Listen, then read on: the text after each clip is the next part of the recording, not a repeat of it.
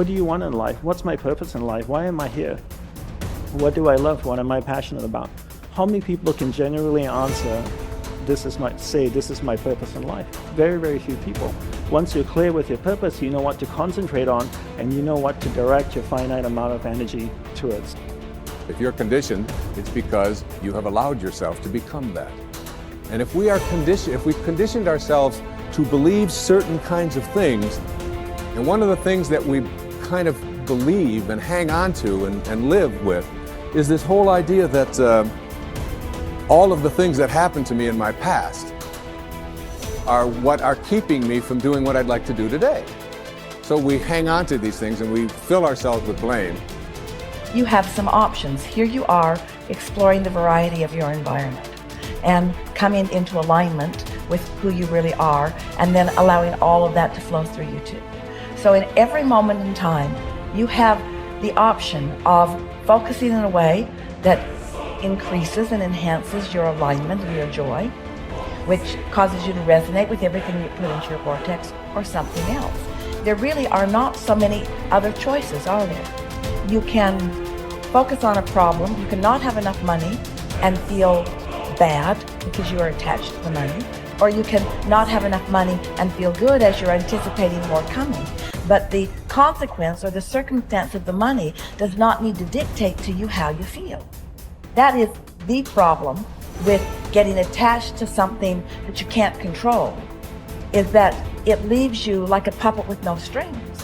It's about not putting your attachment in all the wrong places, not putting it in what is temporary, but putting it in what is steady.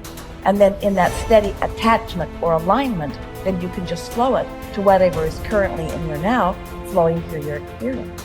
You can't give away what you don't have.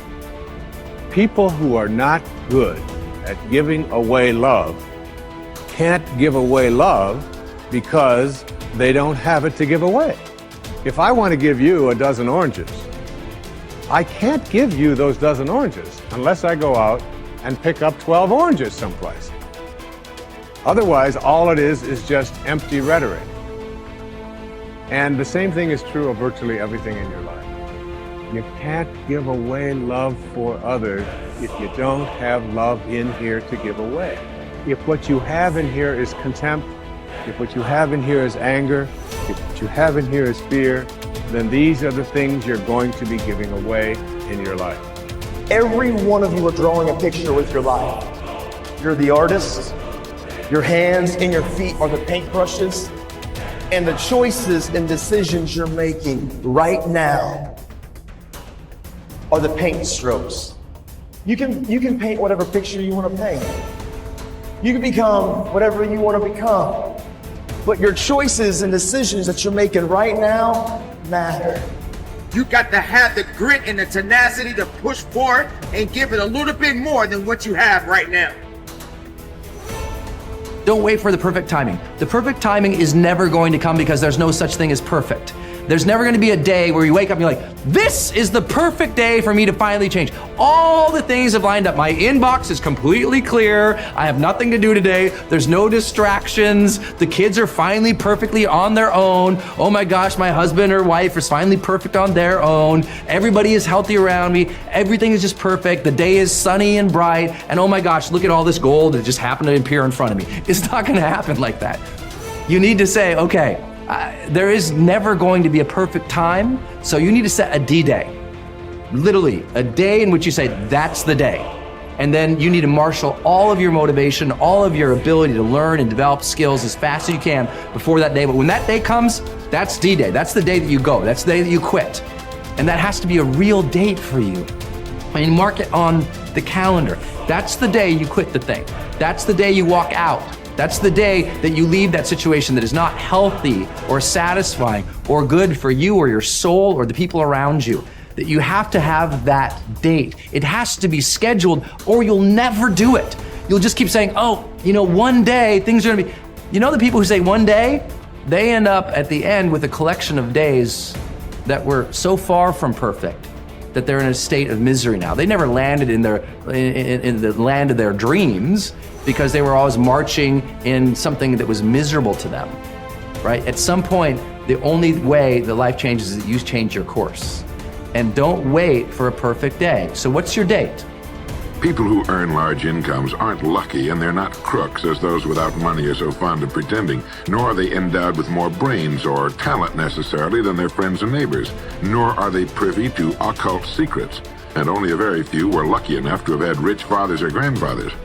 Most of the people earning the big incomes today started the same way you and I did, and most other people.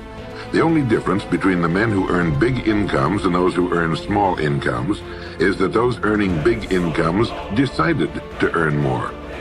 They're the people who made it their business to earn more. You see, people do what they make up their minds to do. So get rid of the ancient superstition once and for all that people who earn big money are special people, are lucky, or get the breaks, or had money to begin with, or knew someone, or are smarter, or anything else. These are alibis. They can all be disproved 1,000 times. The reason there are so many of these alibis around is that men who fail to make the grade financially are seldom honest enough to just admit that they really didn't try and keep trying. So in order to justify their failure, in order to remain seated, they dream up and pass along these old alibis.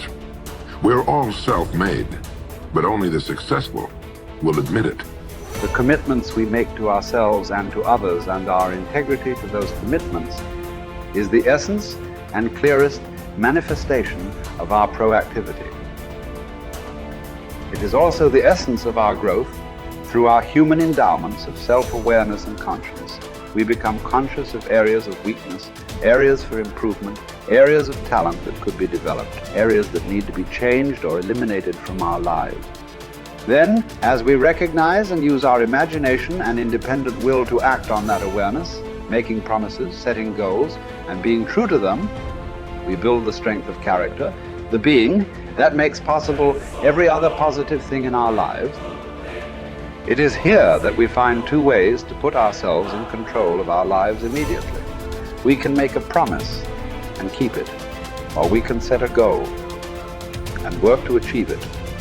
As we make and keep commitments, even small commitments, we begin to establish an inner integrity that gives us the awareness of self-control and the courage and strength to accept more of the responsibility for our own lives. By making and keeping promises to ourselves and others, little by little, our honor becomes greater than our mood. The power to make and keep commitments to ourselves is the essence of developing the basic habits of effectiveness. Knowledge, skill, and desire are all within our control. We can work on any one to improve the balance of the three. As the area of intersection becomes larger, we more deeply internalize the principles upon which the habits are based and create the strength of character to move us in a balanced way toward increasing effectiveness in our lives. Get stronger. You can develop the muscle. You can develop the courage muscle. You can develop the inspiration muscle. You can develop the dedication muscle. You can get stronger. There isn't anybody here that can't get stronger. Next time we see you, may not even recognize you. How strong you're going to be able to become in language, in style, and personality, the ability to cope, the ability to handle with anything that happens, no matter what happens. And the third one is get better. We can all get better. I've gotten better. First talk I gave, I stood up, my mind sat back down. But here's the secret to my success. I stood up and did it again. Stood up and I did it again. And I did it again, and I did it again all those many years ago. I did it when I was scared, and I did it when I didn't want to, and I did it when I was ill. And I did it when it didn't work well, and I did it when they didn't appreciate it, and I didn't a lot of times when I didn't know much what I was doing. I just did it anyway. And now all these years later, I'm asked to walk on this stage with the greatest introduction I've ever had, greatest response and welcome I've ever had, the greatest opportunity I've ever had to touch this many lives with a mixture of words and heart and soul. I got better. I got better day by day and week by week and month by month, and I'm asking you to do the same thing until you can develop a long arm and a long reach, until you can develop influence that won't quit. Touch people next year you couldn't touch this year. Touch people now you couldn't touch before. Conduct a meeting now you couldn't conduct before. Heart and soul now mixed in there that wasn't there, missing before. I'm asking all of you to get better in spite of the winters, in spite of the downturn, the money downturn, the social downturn, the personal downturn, whatever it is. Just get stronger. Get better. The key is not to wish for a better winter, The key is to wish for more strength, more wisdom, more courage, get better, get wiser, get stronger.